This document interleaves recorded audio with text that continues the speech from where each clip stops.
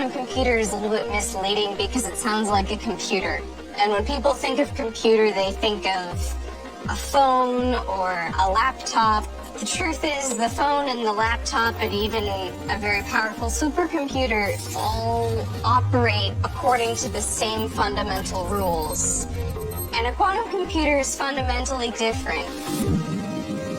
The classical bit stores information as a 0 or 1, and a quantum bit can be both 0 and 1 at the same time. If you have 2 quantum bits, then there are 4 possible states that you can put in superposition. With 3 qubits, it's 8, 4 qubits, it's 16. It grows exponentially. The nice thing about quantum supremacy is that it is a very well-defined engineering milestone. In a nutshell, what we're trying to do is we're trying to show that experimental quantum computers can surpass the best supercomputers in the world. To actually demonstrate quantum supremacy, we have these 3 steps. First, pick a circuit. Second, run it on the quantum computer. Third, simulate what the quantum computer is doing on a classical computer. We gradually increase the complexity of that circuit. At some point, it becomes completely impossible for the classical computer to keep up. Then we say we've achieved quantum supremacy.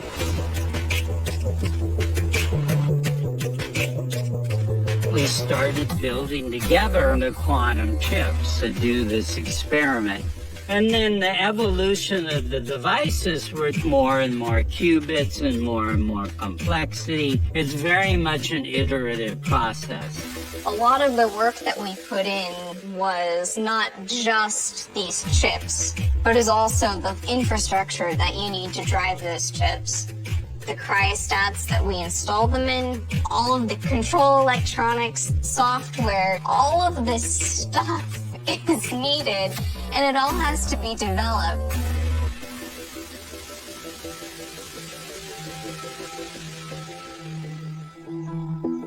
When the experiment started, we were getting data from the experimentalists. We saw initially a beautiful straight line corresponding to our predictions. Then, right before we hit supremacy, it dropped much faster and it fell below the threshold where it needed to be. And there's nothing we can do because we don't know how to analyze past that. So everyone's like, oh, we're screwed because it's getting really, really bad at large number of qubits. It's like, well, maybe there's some really complex interaction between all the qubits. It turned out that the reason was rather benign. We calibrated a little bit better and said that this problem disappeared. So there wasn't like oh, we did it. I think we crossed it, and then it wasn't clear that we crossed it, so we crossed it a little bit further. It took me like a day to realize, like, hold on, this is actually experimental data. It's kind of amazing to see, how well the theory works. The processors that achieved quantum supremacy is called the Sycamore processor. And it's parallel processing 2 to the 53 states, which is 10 million billion. And thus that enormous amount of parallel processing is what gives it the power. When we run small chunks of the computation in the largest supercomputer in the world, our estimate is that it will take thousands of years to complete the full computation. Technologies are born this way. Let's say the space age started with a satellite orbiting Earth, and it was not doing much, it was just beeping. The big technical achievement of quantum supremacy was really dependent on all this young talent who's kind of taken this and gotten it to work at a very technologically capable level.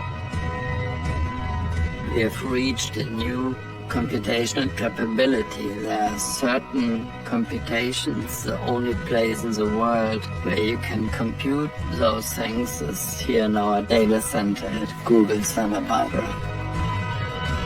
For the first time, we're showing that we can solve a problem that is just infeasible to do on the biggest computers ever made by civilization. And what's exciting is now we're ready to turn this over to the world and say, let's figure out what we can do with this. The thing that excites me most is building a useful quantum computer.